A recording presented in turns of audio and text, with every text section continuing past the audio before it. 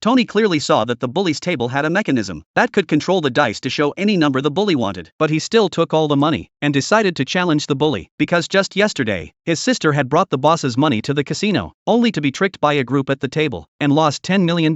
When it seemed his sister was about to be thrown into the river by the boss, Tony bravely stepped forward and begged the bully to spare her. He said he could win the money back. Hearing this, the boss scoffed, and one of the lackeys understood and immediately moved to attack Tony. At that moment, the mark on the back of Tony's neck showed. Seeing the same mark as the legendary gambler had, the boss immediately realized Tony's identity might be more than simple, so he lent him $1 million. The next day, Tony took all the money to the casino. He immediately saw the table his sister had played on yesterday had a mechanism, but he pretended not to notice and walked up, placing all his chips on the table, saying he was here to win back his sister's money. When the others saw Tony, they decided to let him win a few rounds first, and then take a big chunk of his winnings. As the game began, sure enough, Tony won no matter what he bet, winning more than 20 rounds in a row. The bully could no longer sit still. He began signaling the dealer, and then mentioned the $10 million his sister owed, saying with Tony's current winning streak, it might take until next year to break even. He suggested they each shake the dice and bet freely, with no upper limit. Hearing this, Tony immediately understood their intentions, and pretended to know nothing, agreeing to the proposal. When they started shaking the dice, Tony deliberately acted like he didn't know how, throwing the dice out of the tray. This caused the bully's men to panic. Even the bully and his group thought Tony was a rookie. As Tony picked up the dice, his sister saw the bully's scheme and quickly urged him to give up, but Tony pretended to be overconfident, scolding his sister, saying his luck was so good, he would definitely make a comeback. Seeing Tony's behavior, the bully secretly rejoiced, thinking Tony had fallen for the trap. Before the next round started, the bully proposed again. That betting big was boring. How about they play to see who has the smaller number? Tony immediately agreed without hesitation. As the bully shook the dice, Tony had already figured out his number. After shaking the dice, the bully confidently placed $1 million on the bet, but Tony suddenly showed a disdainful expression and placed all his chips on the table. Seeing Tony's confident look, the bullies thought he had fallen into their trap, so they all decided to match his bet, but Tony clearly understood this wasn't enough. Without hesitation, he placed his livelihood, his rickshaw, on the line. After signing the collateral agreement, Tony had now placed 5 million chips on the table. The bully sneered and took out 6 million from his savings, but Tony was not at all flustered. He even turned to ask the boss's henchman if he was willing to lend him some money. The henchman suddenly remembered what Tony had said earlier and thought it was possible for him to turn everything around overnight, so he immediately took out all his money. At this point, Tony's bet had surpassed 10 million. The bully across from him had no more savings, but still refused to give up. He risked his own arm, borrowing 10 million in chips to place on the table. Tony, not to be outdone, said he would also bet a hand, borrowing money to do so. His sister immediately thought Tony had gone mad, and the casino owner was sure Tony was doomed, urging him to calm down and think it over. Seeing this scene, the bully smugly provoked Tony, but Tony decisively stamped his handprint on the collateral agreement. The bully shouted that Tony had gone mad, and then it was time